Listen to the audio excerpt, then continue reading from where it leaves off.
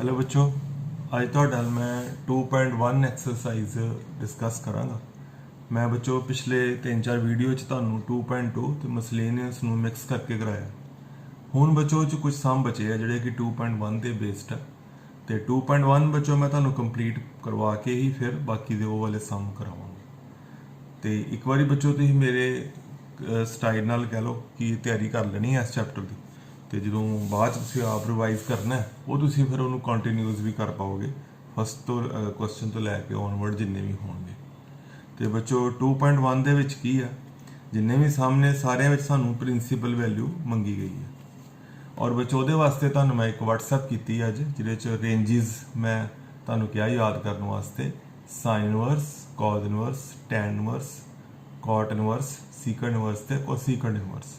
बच्चों वो 6 inverse ट्रिग्नोमैट्रिकल function दियाँ रेंजिस तुहानूं याद करनियां पैणगियां, फिर बच्चों यह तुहानूं टॉपिक जिहड़ा वो क्लीयर होएगा। अज बच्चों मैं थोड़ा जिहा तुहानूं कंफर्टेबल फील होए इस करके मैं सिर्फ 3 इनवर्स ट्रिग्नोमैट्रिकल फंक्शन वाले सम चुकांगा, साइन इनवर्स, कोसीकेंट इनवर्स ते tan inverse. Sine inverse, cosecant inverse ते टैन इनवर्स इन्हां च बच्चों एक लिंक है आपस विच, यूनीफॉर्म ने, इक्को जिहे ने, ਇਹਨਾਂ ਨੂੰ ਕਰਨ ਦਾ ਸਟਾਈਲ ਇੱਕੋ ਹੈ। ਤੇ ਜਿਹੜੇ ਬੱਚੋ ਕਾਜ਼ ਇਨਵਰਸ, ਕਾਟ ਇਨਵਰਸ ਤੇ ਬੱਚੋ ਸੀਕੈਂਟ ਇਨਵਰਸ ਇਹ ਮੈਂ ਤੁਹਾਨੂੰ ਕੱਲ ਦੇ ਵੀਡੀਓ ਡਿਸਕਸ ਕਰਾਂਗਾ। ਜਿੱਦਾਂ ਬੱਚੋ ਫਸਟ ਸਮ ਹੈ, ਪ੍ਰਿੰਸੀਪਲ ਵੈਲਿਊ ਮੰਗੀ ਗਈ ਹੈ ਸਾਈਨ ਇਨਵਰਸ 1/√2 ਦੀ। ਬੱਚੋ ਫਸਟ ਆਫ ਆਲ ਇਹਦਾ ਨਾਮ ਤੁਸੀਂ y ਰੱਖ ਲਓ, let y equal to y। ਬੱਚੋ ਕੌਣ ਹੈ? Sine inverse 1/√2। ਬੱਚੋ ਜਦੋਂ ਆਪਾਂ ਇਹਨੂੰ ਇੱਧਰ ਲੈ ਕੇ ਆਵਾਂਗੇ ਸਾਈਨ ਇਨਵਰਸ ਦਾ ਸਾਈਨ y ਹੋ ਗਿਆ ਕਿੰਨਾ 1/√2।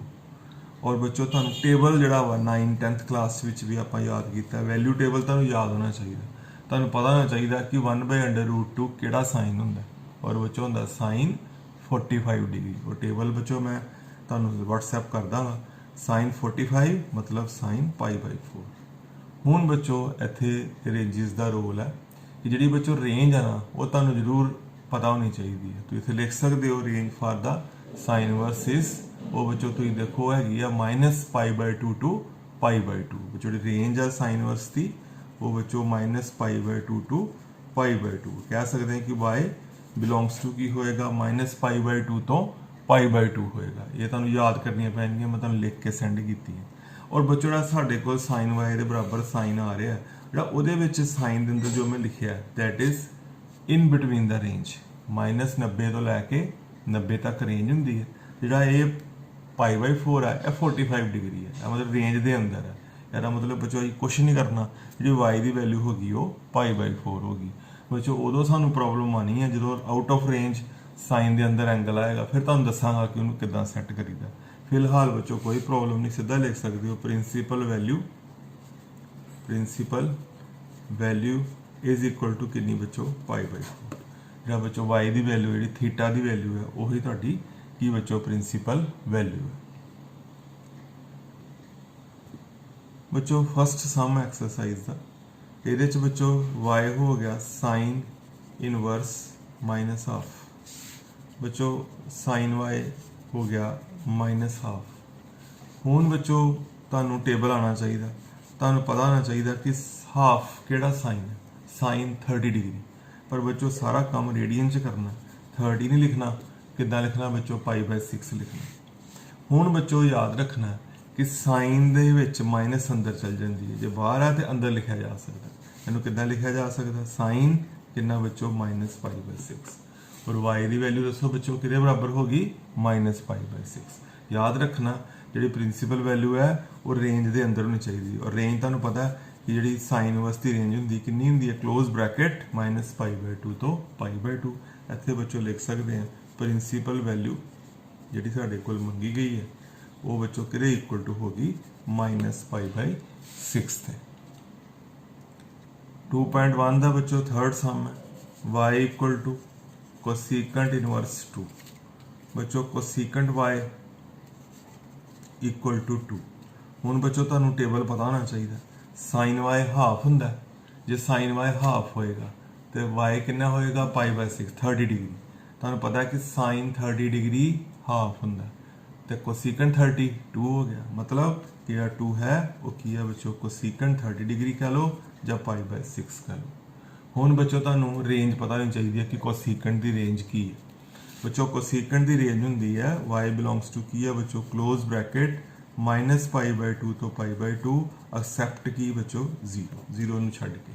ओके बच्चों, और जिहड़ा साडा y है वो बच्चों किहदे इक्वल टू आ रहा π/6 ते, वो लाई करदा -9 टू द 90 दे अंदर ही आ रहा है। इस करके सानूं कोई पंगे लैण दी लोड़ नहीं। जिहड़ा आ वाली है वो तुहाडी किहड़ी वैल्यू होगी बच्चों प्रिंसीपल वैल्यू। थोड़े लिख देना प्रिंसीपल वैल्यू इक्वल टू की बच्चों π/6। फोर्थ सम है बच्चों y equal to tan inverse -√3। यदि बच्चों आप प्रिंसीपल वैल्यू फाइंड करनी है tan y इक्वल टू -√3। हुण बच्चों तुहानूं टेबल पता होना चाहिए -√3 बच्चों tan जिहड़ा वा 60 डिग्री जिहड़ा बच्चों √3 हुंदा ये बन गया tan π/3। ओके 60 डिग्री जिहड़ा बच्चों वो √3 हुंदा tan π/3 इज √3। tan 60 डिग्री नूं ही मैं tan π/3 किया।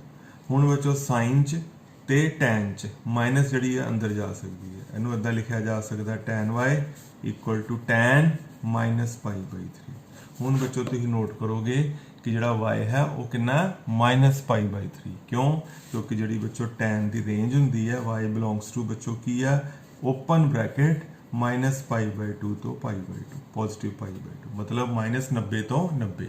और साढ़े को y आ रहा है वो बच्चों कि बराबर आ रहा -60 डिग्री आ रहा वो अंदर ही फॉल कर रहे। इस करके आप लिख देंगे कि जी थोड़ी प्रिंसीपल वैल्यू है वो बच्चों इक्वल टू कि होगी -π/3। बच्चों सारा कुछ इन्ना ईजी नहीं, जो आप अगे जावांगे ये प्रॉब्लम आनगियां फिर तुहानूं सोल्यूशन दसांगा कि किद्दां आपां प्रिंसीपल वैल्यू तक पहुंचना। जिहदा बच्चों फिफ्थ सम है वो कॉज इनवर्स -½ है, ये मैं तुहानूं अज दे वीडियो च नहीं करावांगा। जे मैं इहनूं नाल कराता ਤੁਹਾਡਾ बच्चों सारा मिक्स हो जाएगा। मैं इन्हों नैक्सट वीडियो वास्ते रखांगा। नैक्सट बच्चों सम है y equal to tan inverse -1। इतों बच्चों tan y इक्वल टू -1। इतों बच्चों tan y equal to -tan π/4। हुण बच्चों तुहानूं अगे भी दसिया साइन tan कोसीकेंट इहो बच्चों अज दे मेरे फंक्शन ने। tan के अंदर माइनस नूं आपां अंदर लैके जा सकते हैं, कितना हो गया -π/4। और तुहानूं बच्चों मैं tan की प्रिंसीपल वैल्यू बच्चों याद कराई ही, वो बच्चों कित्थों लैके कित्थों तक हुंदी है -π/2 तो π/2 ओपन ब्रैकेट। तो बच्चों फिर दसो फिर की बन गई प्रिंसीपल वैल्यू इक्वल टू कितनी बच्चों आ गई -π/4। तो लिख देना प्रिंसीपल वैल्यू इक्वल टू -π/4। क्यों, क्योंकि जी साड़ी प्रिंसीपल वैल्यू जिन्होंने मैं कह रहा वो साड़ी रेंज के अंदर फॉल करती है जी tan इनवर्स वास्ते है वो किहड़ी है -π/2 टू π/2 के अंदर अंदर आंसर आना चाहिए।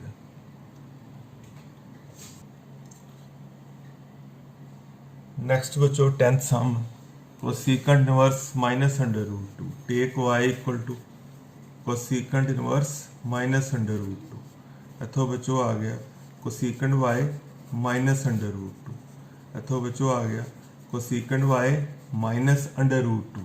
तुहानूं पता साइन 45 डिग्री हुंदा 1/√2 तो साइन का उल्टा ही कोसीकेंट हुंदा। टेबल तुहानूं आना चाहिए √2 का मतलब कोसीकेंट 45 डिग्री जां π/4। π/4 का पाई मीनस 180/4 45 डिग्री।